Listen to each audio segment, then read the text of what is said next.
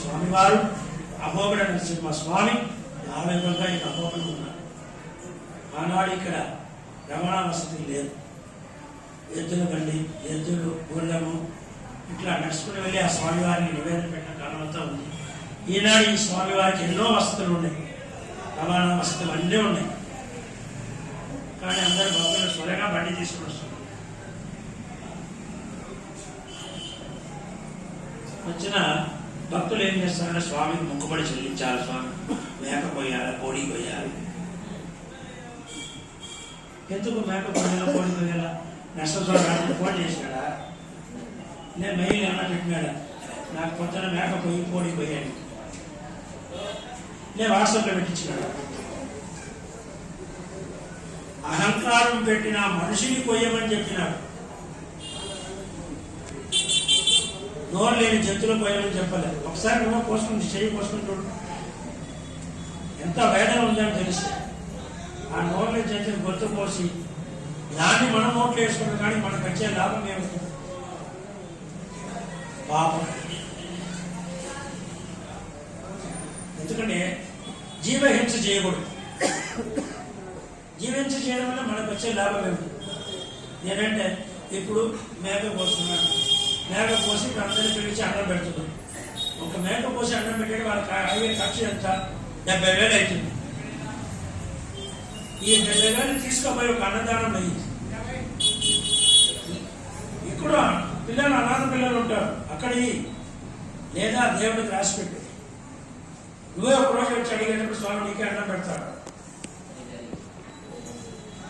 ఏదో ఒక రోజు వస్తావు, చాలా ఆకలిగా ఉంటావు, స్వామి నాకు కొంచెం ప్రసాదం ఉంటుంది ఆయనే పిలిచి నీకు అన్నం పెడతాడు. అటువంటి పని చేయండి. దాని మందు పోసి ఆ రక్తానంతా ధార పోసి మన నోట్లు వేసుకుని కష్టం చూడాలి. సింహం అంటే మాంసం తింటుంది, అంతే మీకు తెలిసింది. నరసింహం ఆయన అడిగిందంటే అహంకారాన్ని తొలగించడానికి కోసమే స్వామి వారు అవతరించినాడు. అహం అనే మాంసాన్ని తొలగించిన అహోబిలంలో అహో అంటే ఆశ్చర్యం. ఏంటి ఆశ్చర్యం? స్వామి ఆశ్చర్యం. బిలం అంటే గృహ. అటువంటి ఆశ్చర్యమైన స్వామి వారు వేసిన బిలం అహోబిలం. అహం అంటే అహంకారం, బిలం అంటే గృహ. ఆ హిరణ్యకశిపుని అహంకారం తొలగించిన బిలం అహోబిలం.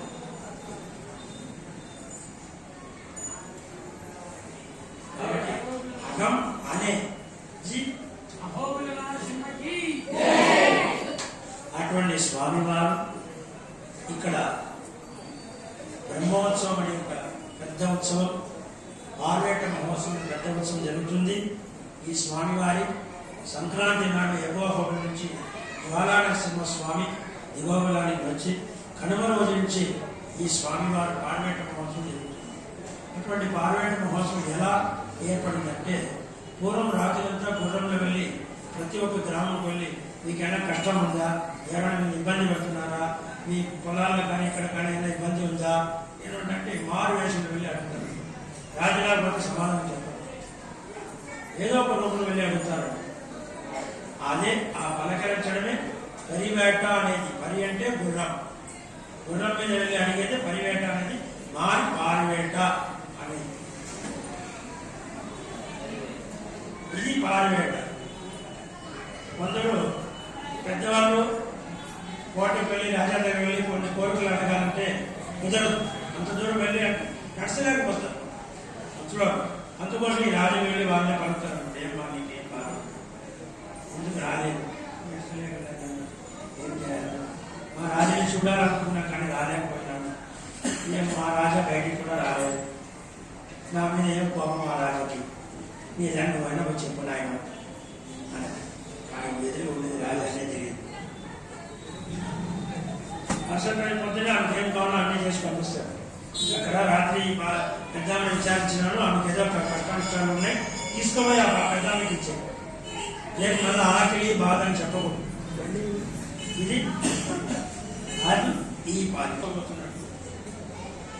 ఈ పారివేట అయిన తర్వాత స్వామివారికి చెంచులక్ష్మి పెళ్లి అమృతవల్లి పేరు జరుగుతుంది స్వామివారికి. ఆ పెళ్లికి ఆయనే వచ్చే పిలుపు అందరికీ స్వాగతం కలుగుతారు. అట్లా స్వామివారు ఈ పార్వేట మహోత్సవాన్ని 44 రోజులు 33 గ్రాములు. ఆమె పార్వేట అంటే ప్రతి ఒక్క క్షేత్రంలో ఒక్క రాత్రి కూడా ఉన్నాడు. మామూలుగా అయితే కొన్ని క్షేత్రం ఒక రాత్రి అక్కడ బయట దాటి అట్లా ఉండే పార్వేట ఎక్కడ దేవుడు గడప దాటి బయటికి వెళ్ళారు.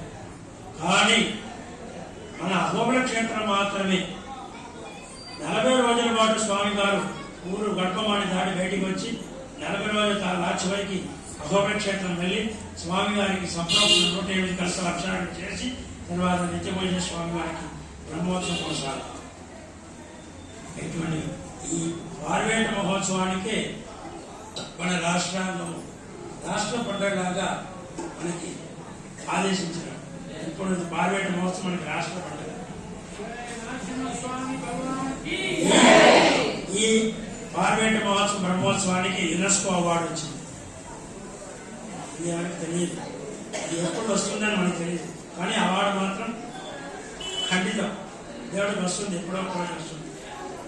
అటువంటి పెద్దగా ఈ పార్వేట మహోత్సవాన్ని రాష్ట్ర పండుగగా చేయాలని ఇక్కడ తీర్మానించినారు. రేపు ఇక్కడ రుద్రవరానికి ఈ రాష్ట్ర పండుగ నిజం అని మీకు చెప్పడానికి అక్కడి నుంచి మినిస్టర్ వాళ్ళు వస్తున్నారు. ఇక్కడ స్వామివారికి పట్టు వస్త్రం చీర అంతా తీసుకొచ్చి స్వామివారికి సమర్పణ చేసి స్వామివారి అనుగ్రహం పొందడానికి రేపు వస్తున్నారు. మినిస్టర్ వాళ్ళు అంతా వస్తున్నారు, తెలంగాణ రాష్ట్రం నుంచి వస్తున్నారు. వాళ్ళందరికీ స్వామివారి యొక్క పరిపూర్ణమైన కృప కటాక్షం పొందాలని కోరుకుంటున్నాను. అదేవిధంగా మీరందరూ స్వామివారిని నిత్యం నైమిత్తికం చేయవ మహాప్రళయమేవచ, అటువంటి స్వామివారిని ఇట్లా ప్రళయం లేకుండా నిత్యం నైమిత్తికం, నిత్యం ఆ స్వామివారిని దర్శించుకుంటాం, నిత్య స్మరణం చేసుకుంటాం. ఆ స్వామివారిని దర్శించుకుంటాం. మనం ఏదో ఇక్కడ వెళ్ళినాం, దేవుని దర్శనం లేకపోతున్నాం, పక్కన ఏదో ఒక గుడి ఉంటుంది స్వామివారి గుడి, అక్కడ వెళ్ళి దర్శనం చేసుకోండి, తప్పులేదు. కానీ స్వామివారికి మాత్రం ఏ ఒక్క వస్తువైనా నివేదించకుండా మనం భోజనం చెయ్యరాదు. అటువంటి ఆ భోజనం చేస్తే దానికి సమానం. కాబట్టి ఎవరైనా ఇప్పుడు దీన్ని మేము బలిస్తాం, దీన్ని బలిస్తాం అంటే చెప్పండి, తప్పలేదు, చేయబోతున్నా. దీనికంటే ఖర్చు అయిందో స్వామివారికి, లేకుంటే అనాథాశ్రమం ఇది, నీకు వాళ్ళకి ధాన్యం ధనం ఏమైనా కావాలంటా ధాన్య రూపంలో ఇచ్చేసి, లేదు వస్త్రం కావాలంటారా వస్త్రం కొని ఇచ్చేసి, ఎంతమంది ఉంటే వాళ్ళకి తగినట్టు వస్త్రం ఇది, లేదు ధాన్యం కావాలి, బియ్యము పప్పులు బేలు నెయ్యి ఏముందో నీ ఎంత ఖర్చు పెట్టాలనుకుంటే ఆ ఖర్చుకి ఏముందో అనాథకులకి ఈ ఏనాడు చేయాలనుకుంటే ఆనాడు వాళ్ళు చేస్తారు. పాప పుట్టినరోజా, నీ పెళ్లి రోజా, నీ జన్మ నక్షత్రమా, ఏదో ఒకటి కానీ చెయ్యాలని కోరుకున్నారు కదా, ఆ రోజు పెట్టి నేను పిలిపించి మీ చేతి నుంచి అన్నదానం చేపిస్తారు. అటువంటి దానం మహోన్న దానం. అటువంటి మన వాళ్ళు పక్కన తెలుసుకోవాలి, అటువంటి పని చేస్తే మీరు కూడా వాళ్ళకి చెప్పి అట్లా చేయవద్దు వాళ్ళకి మంచిదాన్ని చెప్పి వాళ్ళని దానికి అంటే హిందూ ధర్మాన్ని వాళ్ళకి తెలియపరిచి మన దగ్గర రాదు, హిందూ ధర్మాన్ని వాళ్ళకి చెప్పి చైనా ఇదంతా మంచిది, మన తరతరాలు మన తోడు వచ్చేది ఇదే అని చెప్పి వాళ్ళని చెప్పండి, మంచిగా చెప్పండి. మీరు సంతోషంగా ఉండాలా. సంతానం సంపదం లక్ష్మి ఆయు ఆరోగ్య పూర్విక శ్రీటసమ్మ పదధ్వంతం దధ్యా దక్షంత వైభవాత్ కాళే వర్షద పర్జన్య పృథివీ సస్యశాలిని దేశోయం శోభరహిత బ్రాహ్మణో సంతు నిర్భయ. శ్రీదేశ్వర శ్రీ గంగనాథేశ్వర మహాదేశ్వరాయ దేవో నరసింహ భగవానికి